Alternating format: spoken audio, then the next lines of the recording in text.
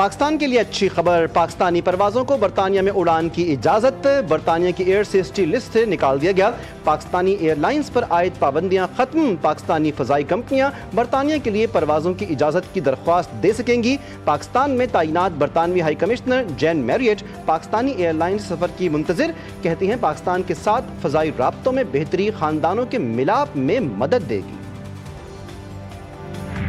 پی آئی اے پر برطانوی پابندیاں ختم، قومی ایئر لائن کی ایک بار پھر فضاؤں میں اڑان کی تیاری، اسلام آباد سے مانچسٹر ابتدائی طور پر ہفتہ وار 3 پروازیں چلائی جائیں گی۔ پی آئی اے کے مطابق برطانوی ایئر سیفٹی کمیٹی کی جانب سے پابندی کا خاتمہ بین الاقوامی فضائی حفاظتی اصولوں پر سختی سے عمل درآمد کا نتیجہ ہے۔ وزیراعظم سے وزیر دفاع خواجہ آصف کی ملاقات، شہباز شریف کی برطانیہ میں پاکستانی پروازوں پر عائد پابندی کے خاتمے پر خواجہ آصف کو مبارکباد، وزیر دفاع اور ان کی ٹیم کی کاوشوں کو سراہا۔ وزیراعظم نے کہا کہ برطانیہ کے لیے پی آئی اے کی پروازوں کا دوبارہ آغاز اہم سنگ میل ہے، پی ٹی آئی رہنماؤں کے بیانات سے ماضی میں پاکستانی پروازوں پر پابندیاں لگیں، پابندیوں کا خاتمہ برطانیہ میں مقیم پاکستانیوں کے لیے باعث اطمینان ہے۔ سرور صاحب جو اس وقت وزیر ہوابازی تھے، انہوں نے اپنے ہی ادارے پہ الزام لگا کے ایک قسم کی ان کو دعوت دی کہ وہ پاکستان کی قومی ایئر لائن کو جو ہے اس پہ پابندیاں لگا دیں، تو یہی ہوا۔ یہ ایک میں سمجھتا ہوں کہ کرائم اگینسٹ اسٹیٹ تھا جو انہوں نے کمٹ کیا، اور آج تک انہوں نے کوئی اس کی ایکسپلینیشن نہیں دی۔ پانی پی ٹی آئی اور غلام سرور نے قومی ایئر لائن کو قبرستان بنایا، کارروائی کا فیصلہ کابینہ کرے گی، وزیر دفاع خواجہ محمد آصف نے بتا دیا، کہا ماضی میں پابندی کی وجہ سے ادارے کو اربوں ڈالرز کا نقصان ہوا، پابندی ختم ہونے کا فائدہ پی آئی اے کے نجکاری میں بھی ہوگا۔ بلوچستان میں پھر دہشت گردوں کا بزدلانہ وار، قلات میں مسافر کوچ پر گولیاں برسا دی گئیں، ترجمان بلوچستان حکومت کے مطابق فائرنگ سے 3 مسافر شہید، 7 زخمی ہوئے، مسافر کوچ کراچی سے کوئٹہ جا رہی تھی، ڈی ایچ کیو اسپتال قلات میں ایمرجنسی نافذ، سیکیورٹی فورسز نے علاقے کو گھیرے میں لے لیا، سرچ آپریشن جاری، صدر مملکت اور وزیر اعظم شہباز شریف کا معصوم شہریوں کی شہادت پر اظہار افسوس، کہا سیکیورٹی فورسز ملک سے دہشت گردی کے مکمل خاتمے کے لیے پرعزم ہیں، وفاقی وزیر داخلہ محسن نقوی مسافروں کے لواحقین سے دلی ہمدردی اور اظہار تعزیت، بولے دہشت گرد سافٹ ٹارگٹ کو نشانہ بنا کر امن کو سبوتاژ کرنے کی کوشش کر رہے ہیں۔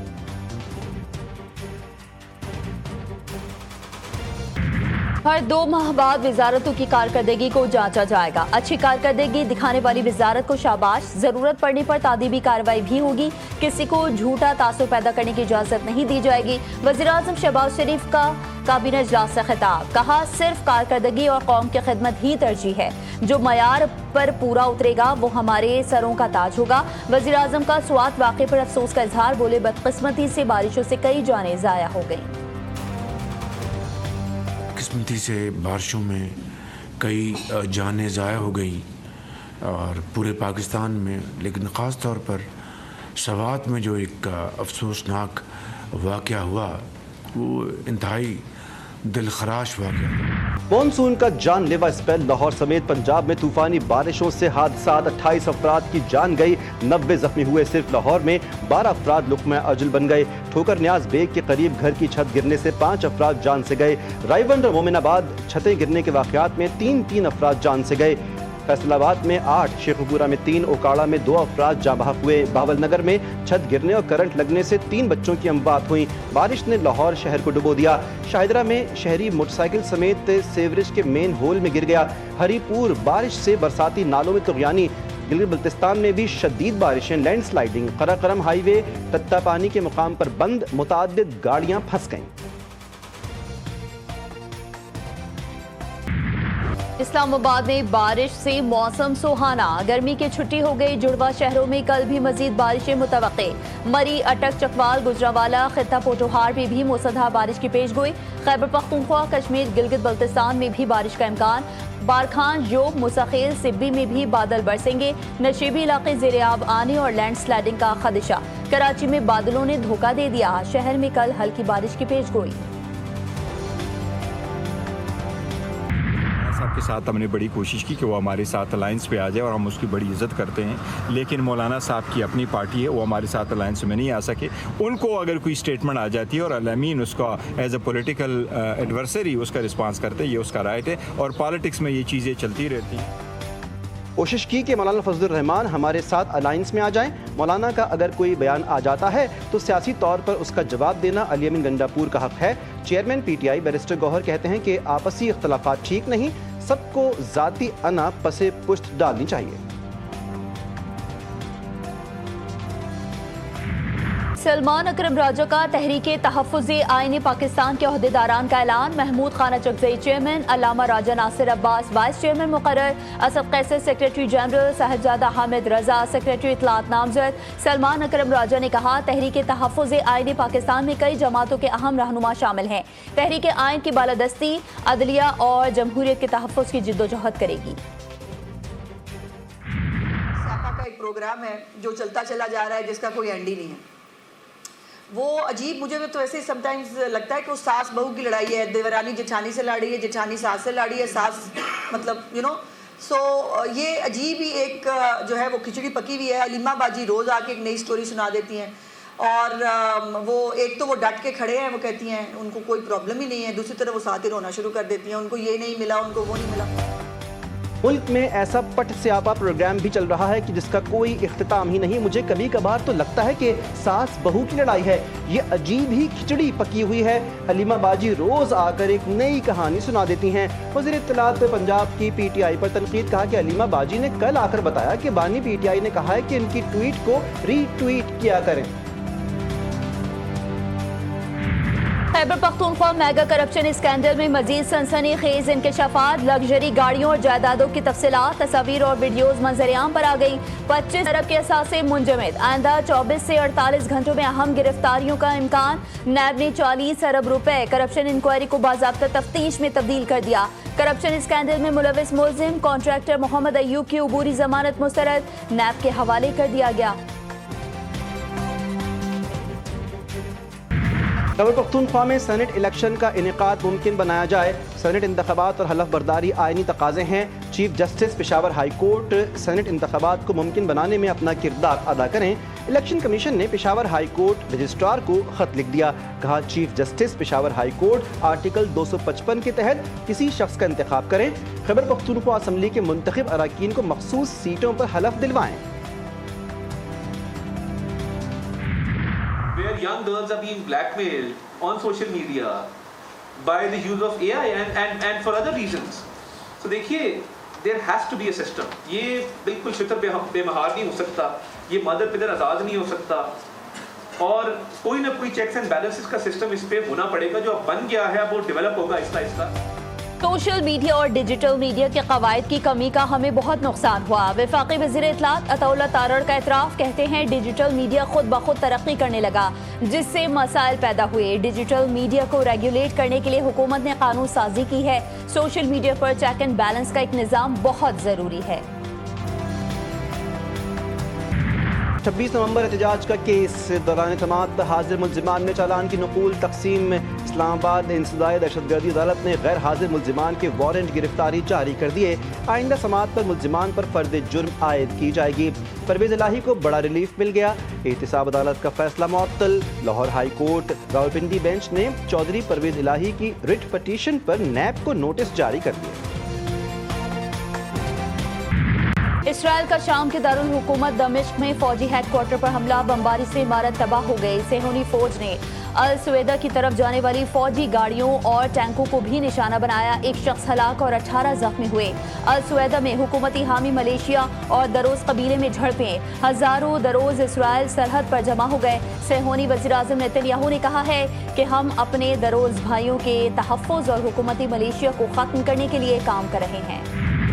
صہیونی فوج کی خان یونس میں امدادی مرکز پر فائرنگ اور زہریلی گیس کی شیلنگ. دم گھٹنے اور بھگدڑ سے 21 فلسطینی شہید, درجنوں زخمی. صبح سے جاری فضائی اور زمینی حملوں میں 27 فلسطینی جان سے گئے. غزہ سٹی اور جبالیہ سے انخلا کے حکم کے بعد بڑے پیمانے پر المواسی کی جانب نقل مکانی. امدادی ایجنسی انروا نے غذائی بحران کی قلت کو جان لیوا قرار دے دیا. انروا کے مطابق ہر 10 میں سے ایک بچہ غذائی قلت کا شکار ہے. اداکارہ حمیرہ اصغر کی لاش ملنے کی تحقیقات میں پیش رفت، حمیرہ کی جانب سے 2 شناختی کارڈز استعمال کیے جانے کا انکشاف، جی ٹی وی نیوز نے اصل اور ٹیمپرڈ شناختی کارڈ کی کاپیاں حاصل کر لی، کارڈ میں ٹیمپرنگ کر کے تاریخ پیدائش تبدیل کی گئی، تفتیشی حکام نے حمیرہ اصغر کے پڑوسیوں کے بیان بھی قلم بند کر لیے، اداکارہ کی موت سے قبل کپڑے دھونے کے شواہد ملے، تفتیشی حکام کا بتانا ہے کہ اندازہ ہے کہ حمیرہ اصغر کی موت اکتوبر 2024 میں ہوئی۔